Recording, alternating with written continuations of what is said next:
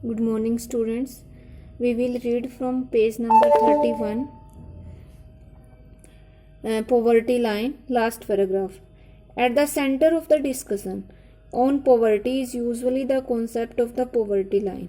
जब हम पॉवर्टी पे डिस्कशन करते हैं तो उसके सेंटर में एक कॉन्सेप्ट है, वो है पॉवर्टी लाइन यानी कि गरीबी रेखा। जब भी हम निर्धनता के बारे में बात करते हैं तो हमारे सामने एक कॉन्सेप्ट आता है, उसको कहते हैं poverty line.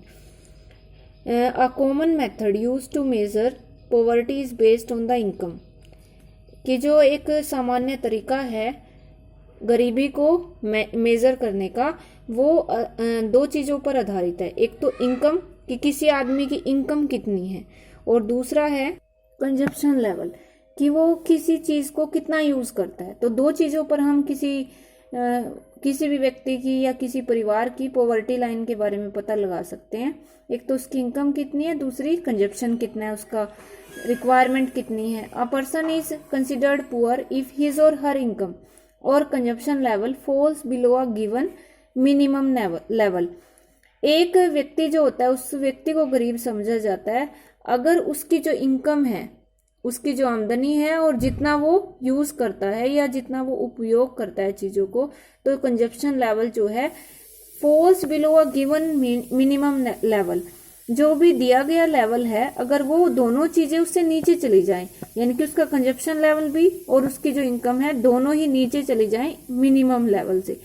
Necessary to fulfil basic needs, जो मिनिमम लेवल होता है वो निर्धारित किया जाता है। जो बेसिक नीड्स हैं, हमारी ज़रूरतें हैं जो बहुत आवश्यक है हमारे लिए, उनके वो कितनी ज़रूरी हैं, तो उनके हिसाब से ये मिनिमम लेवल तय होता है।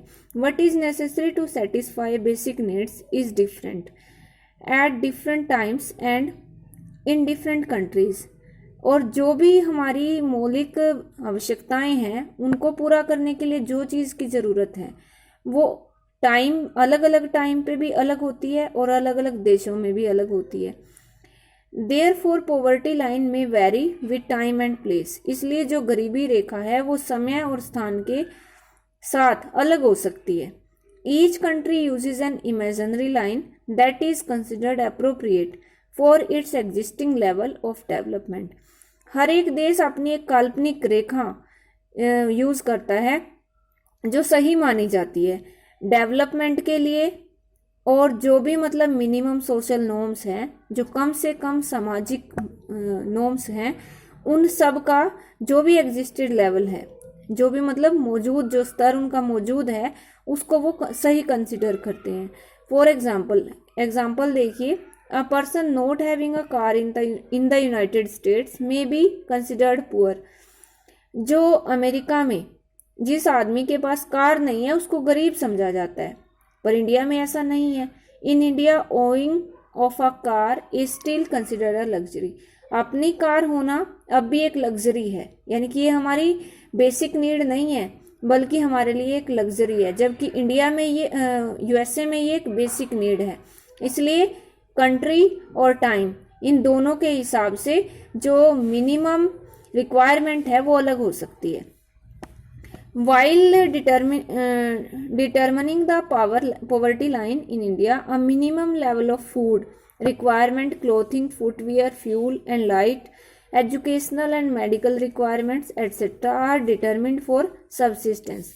भारत में जो पॉवर्टी को जो डिटरमिन किया जाता है, पॉवर्टी लाइन को, उसके लिए जो मिनिमम लेवल है वो क्या है कि हमारे पास फूड रिक्वायरमेंट हमारी पूरी होनी चाहिए, हमारे पास क्लोथिंग, ज़रूरत के लिए कपड़े होने चाहिए, फुटवियर, फ्यूल और लाइट या एजुकेशन, शिक्षा और मेडिकल रिक्वायरमेंट्स, जो भी मेडिकल से संबंधित जो भी हमारी ज़रूरतें हैं वो डिटरमिन की गई हैं, वो सुनिश्चित की गई हैं सबसिस्टेंस के लिए, यानी कि गुजारे के लिए। ये सब चीज़ें ज़रूरी होनी चाहिए।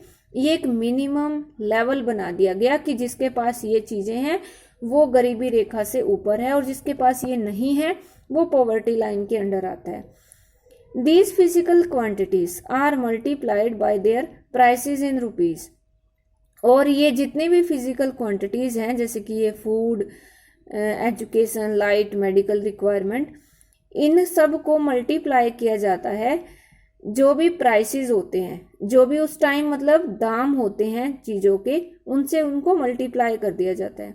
The present formula for food requirements while estimating the poverty line is based on the desired calorie requirement.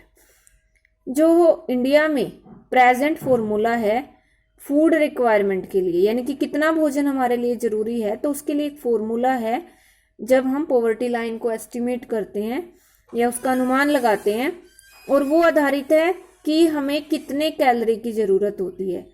हमें जितनी भी कैलोरी हमें चाहिए और वो हमें अगर मिल रही है तो हम पॉवर्टी लाइन से ऊपर हैं।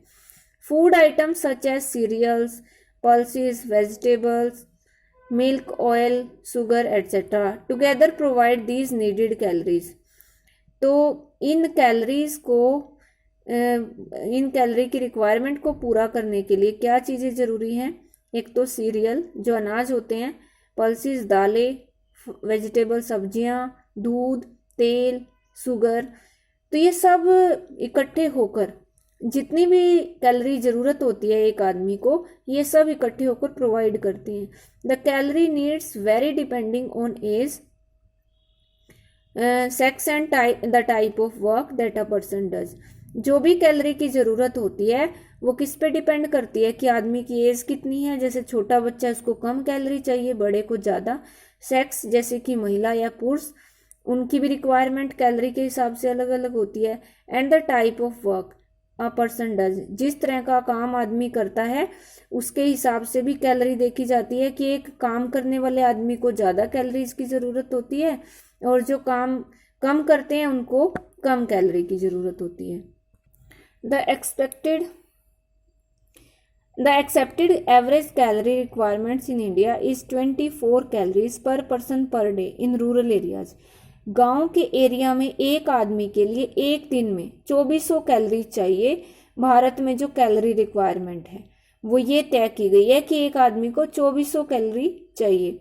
एंड 2100 कैलोरीज पर person per day in urban areas, और शहरों में जो कैलोरीज की रिक्वायरमेंट है वो 2100 है। Since people living in rural areas engage themselves in more physical work, और इसका रीज़न क्या है? क्योंकि गाँव में जो आदमी है वो फिजिकल वर्क में ज़्यादा एंगेज रहते हैं।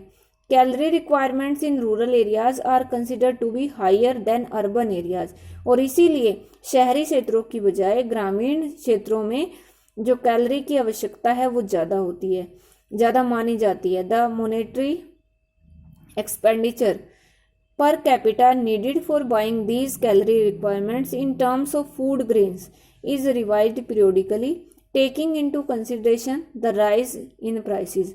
जैसा मतलब प्राइसेस बढ़ते हैं, दाम बढ़ते हैं, उनके हिसाब से ये जो मॉनेटरी एक्सपेंडिचर है, जो खर्चा होता है, एक तरह से मॉनेटरी होता है वैसे करेंसी से रिलेटेड, तो इन कैलोरीज की जो हमें आवश्यकता है, कैलोरी रिक्वायरमेंट्स को खरीदने के लिए जो भी एक्सपेंडिचर होते हैं, खर्चे होते हैं जैसे कि फूड ग्रेन में, तो उनको रिवाइज किया जाता है जितने दाम बढ़ते हैं उसके हिसाब से।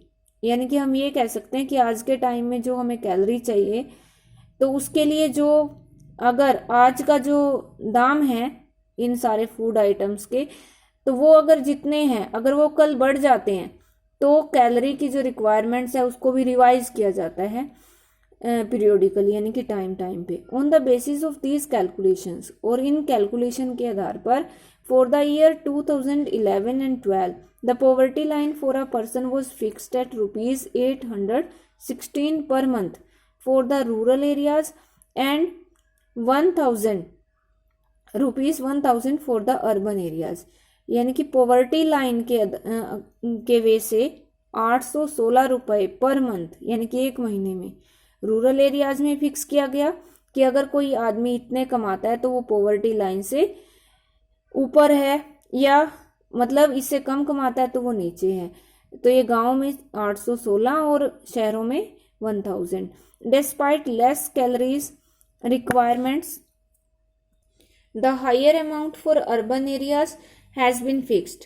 यानी कि वैसे तो अर्बन एरियाज में कम कैलोरी की ज़रूरत होती है, पर अमाउंट जो है वो उनके लिए हायर फिक्स की जाती है because of high prices of many essential product in urban centre, क्योंकि शहरी एरियाज में क्या होता है, जो भी प्रोडक्ट हम खरीदते हैं वो हाई प्राइसेस में मिलते हैं, इसीलिए वहाँ पे 1000 फिक्स किया गया और विलेजेस में 816। In this way in the year 2011-12 a family of 5 members, वो एक आदमी के लिए थी 816 और 1000। यहाँ पे आगे दिया गया है कि 2011-12 की जो कैलकुलेशन थी उनके हिसाब से कि एक 5 मेंबर्स का जो परिवार होता है जो ग्रामीण एरिया में रहता है and earning less than about ₹4080 per month will be below the poverty line. 5 आदमियों का एक परिवार जो 4080 रुपये से कम कमाता है पर मंथ, तो वो पॉवर्टी लाइन से नीचे है। A similar family in the urban areas would need a minimum of ₹5000 per month to meet their basic requirement। और शहरों में इसको 5000 माना गया। ये जो एक मंथ में 5000 से 5 सदस्यों का एक परिवार 5000 से कम अगर वो कमाता है तो वो पॉवर्टी लाइन में आता है, गरीबी रेखा में। The poverty line is estimated periodically by conducting sample सर्वे।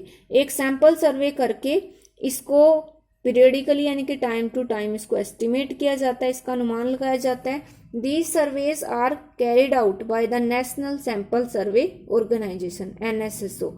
ये जो सर्वे हैं वो कराए जाते हैं नेशनल सैंपल सर्वे ऑर्गेनाइजेशन के द्वारा। However for making comparisons between developing countries many international organisation like the world bank use a uniform standard for the poverty line. जो अगर कंपैरिजन देखें, बहुत सारे कंपैरिजन भी किए जाते हैं डेवलपिंग कंट्रीज के बीच में, जो विकासशील देश हैं, तो बहुत सारे इंटरनेशनल ऑर्गेनाइजेशन ऐसा करते हैं, जैसे कि वर्ल्ड बैंक, वो एक यूनिफॉर्म स्टैंडर्ड यूज करता है पॉवर्टी लाइन के लिए, minimum availability of the equivalent of $1 पर पर्सन पर डे। तो उसकी जो रिक्वायरमेंट है एक दिन में, ये वर्ल्ड बैंक की, एक दिन में एक आदमी के लिए $1 मतलब उसके पास इनकम उसकी होनी चाहिए, मिनिमम अवेलेबिलिटी है ये।